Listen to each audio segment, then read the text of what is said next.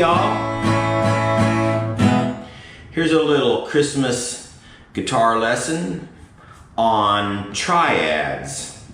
And the reason I picked Christmas to do this lesson for triads is maybe some of you, when you were very young like me as a kid, or maybe when you just first got started on the guitar as an adult, you get pretty good playing pop songs, rock songs, blues, country, and the typical thing is you're hanging out on a chord, somebody's singing a melody, and then you're off to another chord and somebody's, and then all of a sudden, Christmas comes along, or maybe you're at a church where you're singing much older hymns. And when I say older, I'm talking about 1800s, 1700s, 1600s. And anyway, maybe at Christmas time, someone hands you a book of old Christmas hymns and they ask you, to play the chords. And so you look in the book. This happened to me. I remember I'd been playing guitar maybe about a year and a half, 2 years, 14, 15, somewhere in there. My sister handed me a Christmas book and it just had all these chords. I mean, there were like chords on every beat, or sometimes even 2 chords per beat. And when I would play the chords, you'd get something like this. And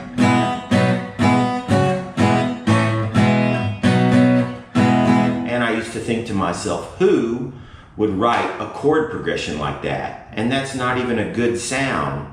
But of course, when you hear it with the melody, it works out beautifully. And, and then I had a lot going on. I was playing in bands, going to school, all kinds of stuff, and you kind of forget about it. And but in the back of your mind, you kind of have this vague sense of, maybe I'm missing out on something. Maybe this is the way, real music is written. And what you find out by and by is that in, hundreds of years ago, traditional Western music, they wrote the melody first. They just wrote melodies and you harmonize them later on, and the harmonization is what we think of these days as chord progressions. But the way they wrote melodies was in such a way that you needed a lot of chords to harmonize the melody. So if you get something like this is the song I'm going to use to teach this.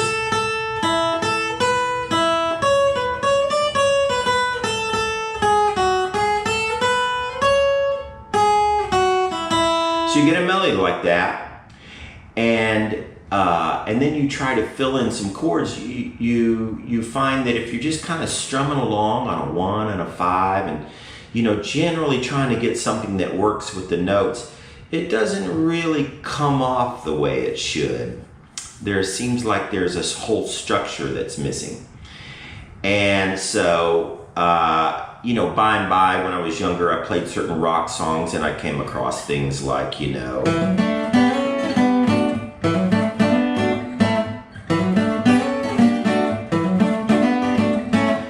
I'd learned that would be something like,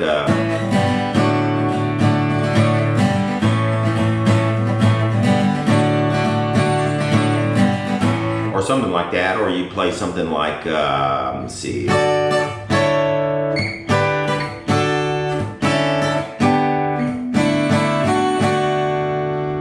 And you figure out that's, oh, okay, I see.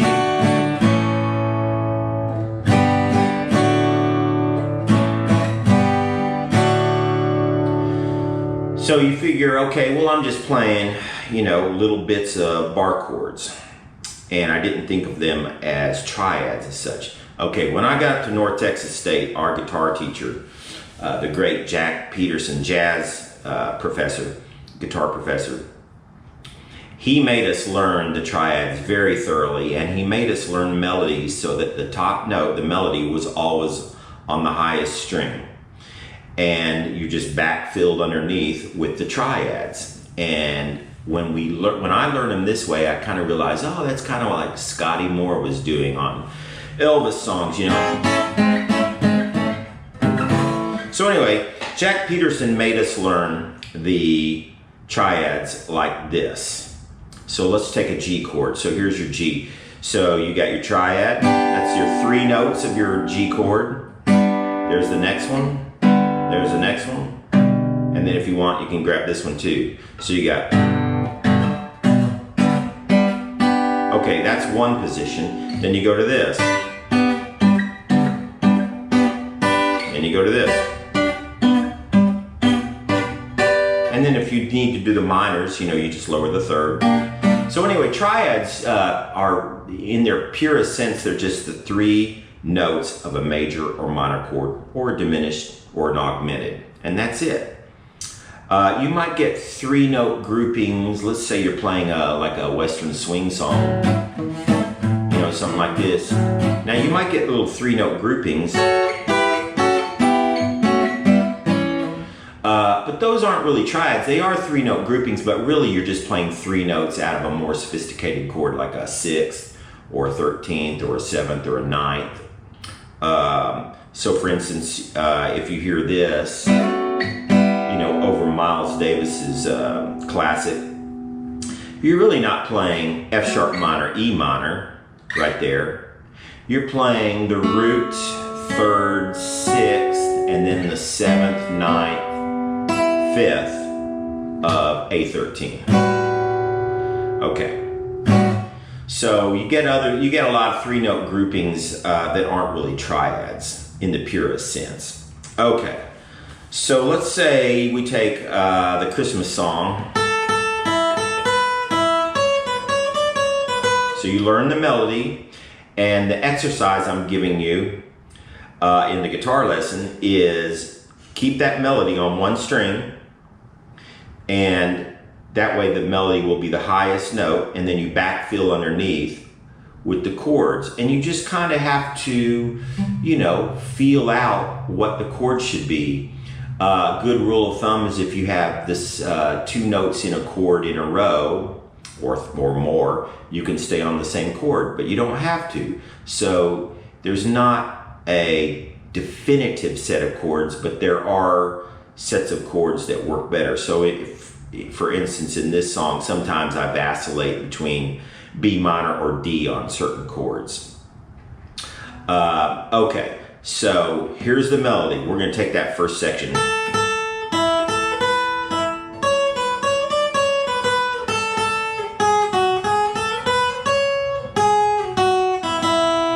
Okay, now here's what I get for the chords. A, stay on A, E, E, A, E, A, D, A, E, F sharp minor. I could have played A, but it seems like there's a change there. And I'm going from traditional versions I've heard all my life, so you could do anything really, but F sharp minor, E, B, E, F sharp minor, E, A, E, B, E, E. Now let's listen to that if you just play the block chords. Do, C, da, da, do, do, da, do, da, do, da, da, da, do, C, da, C. Oh, let me do that again. Da, da, do.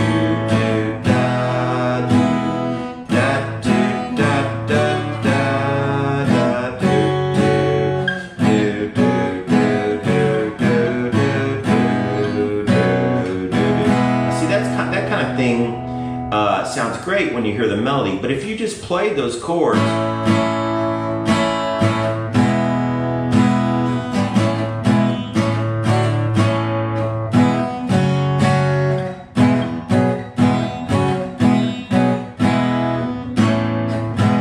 kind of missed a chord or two there.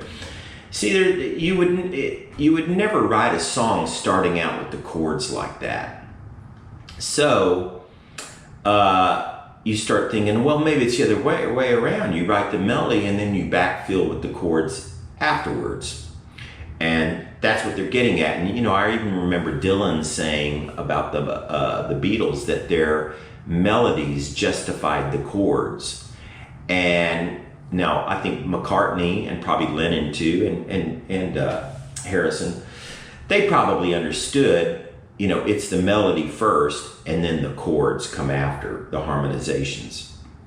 So now they also wrote like typical pop songs too, where you just hang out on a chord for a while and the melody doesn't necessarily have to go right with the chord. It's just in the scale of the key the song's in. Okay, so let's go through that section again.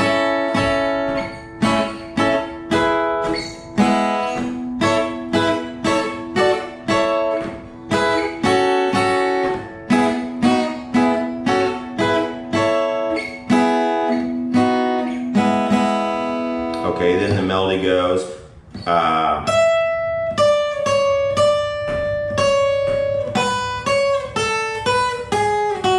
So let's get that. A. And you could try something else. You could try E. You just have to try some chords.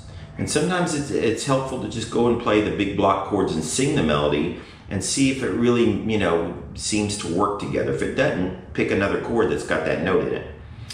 Okay.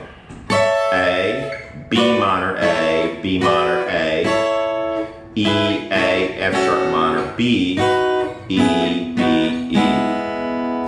So that B, da, da, da, da, da, da, da, da, da. And again, you can see no one would ever write a chord progression like that out of the blue. It's only the necessary harmonization after you have a melody, a good melody.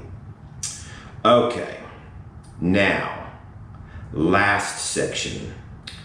Where am I? So A, the melodies.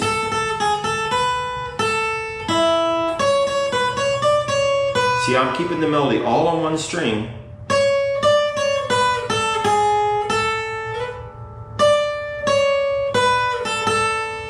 Okay. So A, E, A, B minor, A, E, A, B minor, A, B minor, A, E. Same chord progression twice in a row, but the melody goes up. And then, where are we? A minor, B minor, A, E, F sharp minor, E, F sharp minor, D, A, E, A, A. So da da da da da da da da da da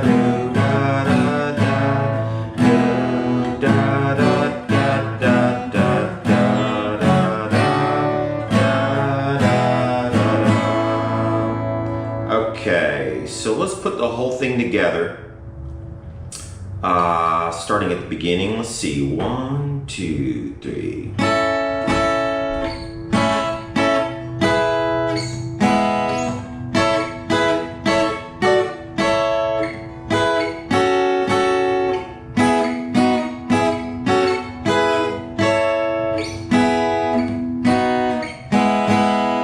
All the way up to A.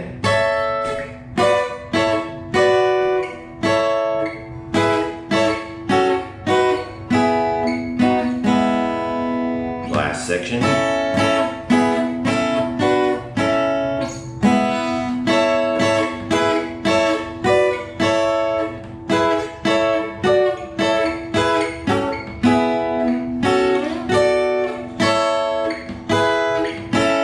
See, that last time I hit a D where I usually hit a B minor. So like say, I kind of go back and forth whether I like D or B minor in certain instances. So now to do this, you have to know what the notes are in every chord. You know, you have to know your root, third, fifth. And when you learn, what I'm recommending is, you know, it's great. You can use, you know, triads in Western swing, use them country, a little bit in jazz here and there, but you can also learn licks off the triads, put in some, you know, some passing notes, target notes. Well, the notes in the triad would be the target notes, but kind of frame the target notes. But you have to know where those notes are first. So again, I'm going to take a G. So you got G, that highest note comes down an octave, highest note comes down an octave, highest note comes down an octave. And then that's one G. Then you got this G, highest note comes down an octave, highest note comes down here. This note comes down here.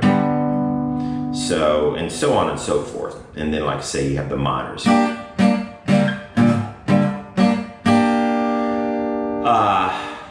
This kind of thing is great for if you need a basic harmonization of a melody and you're arranging for strings or horns or vocals.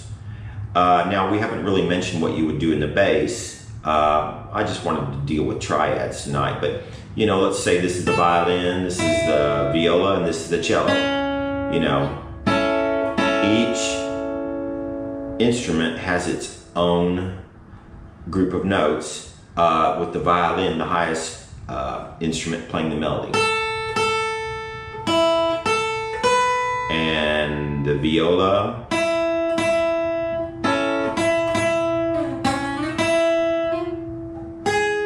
I forget what one string at a note, or one note at a time is a little tricky. And you get into those middle notes and, you know, you find out it's like, well, that's not a very interesting part, but that's what it is. You know, sometimes when you're singing, you find out the same thing. You know, it's like, it's not really, when you're singing harmony, it's like, wow, it's really different from the melody. And you have to just use your ear to figure that kind of stuff out. But this is a good guide for that kind of thing. If it was horns, maybe that'd be a trumpet, maybe a cornet, maybe a trombone. If it's vocals, you know, whoever's got the highest voice, next highest voice after that. So this is a great way of learning about how to arrange for vocals. And it's very old school and it's very traditional, but it's really good stuff. And you know, you hear it all the time in rock songs, but we don't really think of them as triads. So like say, you know, when you get, you know, things like that, or you know, there's kind of a regalness to triads, you know.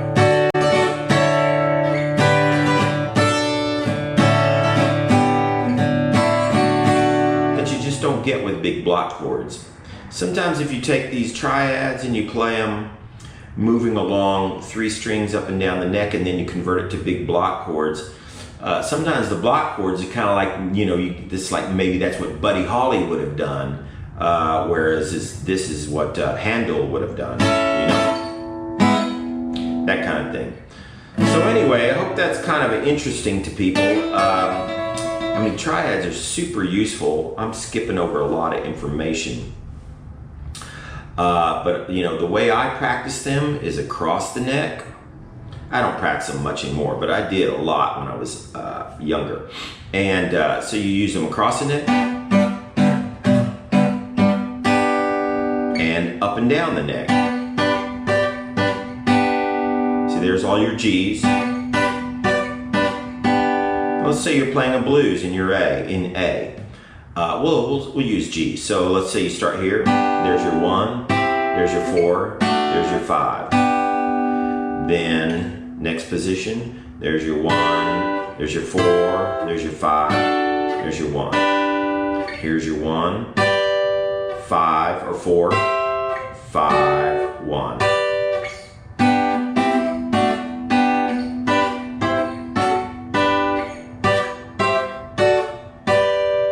So on and so forth. And then you know, get in all your little passing tones. Your flat 3, your flat 5, flat 7. You know, off that. 9. As long as you have that little form there in your mind, you can get all those little passing tones pretty easily. Okay. Anyway, y'all have a Merry Christmas. I hope that was interesting. Kind of a long one. A lot of nerdy stuff in there. It's wintertime.